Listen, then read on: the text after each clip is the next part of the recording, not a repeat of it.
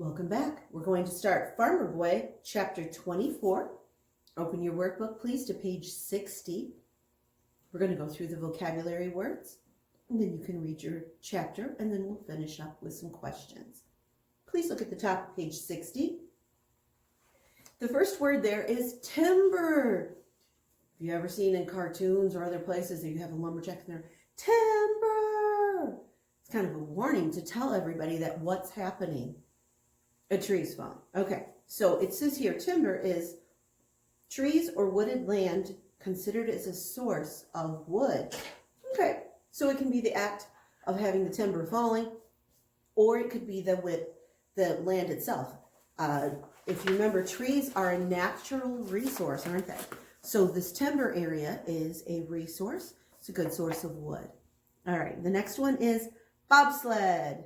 It's not a sled that belongs to Bob. Okay. Bobsled is a long sled made of two shorter sleds joined together, one behind the other.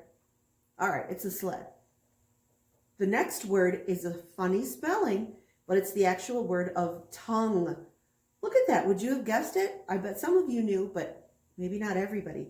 Tongue is spelled weird. But in this case, it's not the tongue in your mouth. This is the harnessing pole attached to the front end of an animal-drawn vehicle. It's what keeps it together, to harness it, to put it together.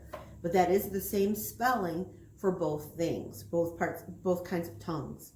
All right. Vocabulary. First, Father hewed the bottoms of the runners flat and smooth.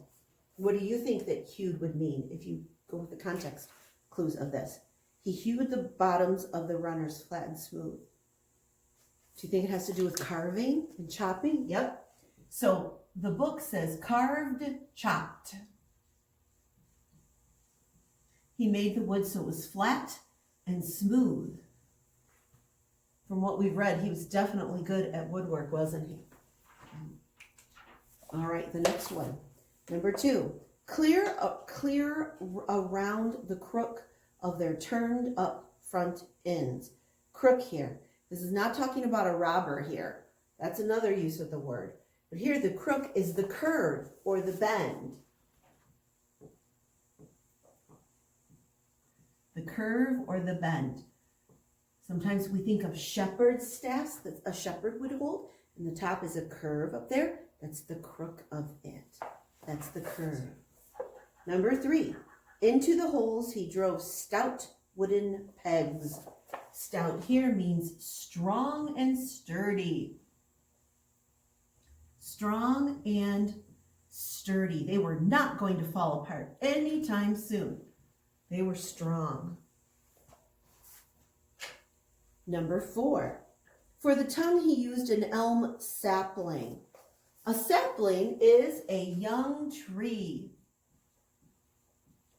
A young tree.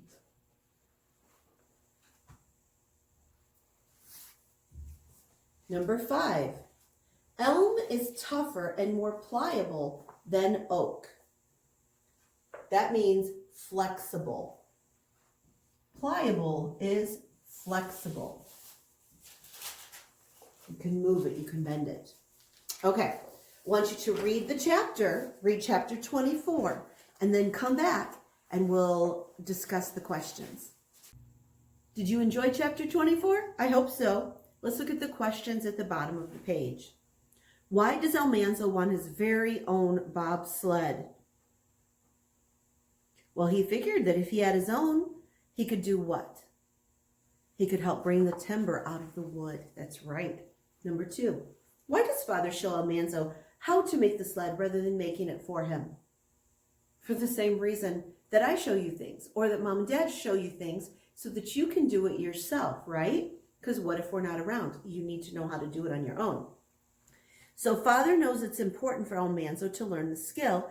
He also knows Almanzo will appreciate it more and take better care of it, as well as feel good about his accomplishments because he did it himself. We often feel that all the time with other things, don't we? Number 3, why does Father use an elm sapling for the tongue? Because it is stronger and more flexible than oak. Elm is. So it's going to hold up better under the stress. When it's moving along, it's going to last longer. Number 4, I want you to write in your book. So get ready to write. Number 4, why does Almanza want deep snow when it's storming? I know I like snow. Well, I don't want any snow right now, but during the winter, I really like snow. Almanza wanted deep snow. Why is that? Because when it's deep, what can he do? He can use his bobsled. That's right. I want you to put that in your own words on here, talking about why he wants the deep snow when it's stormy. After you finish that, you are done for the day for lesson 24, and I will see you next time.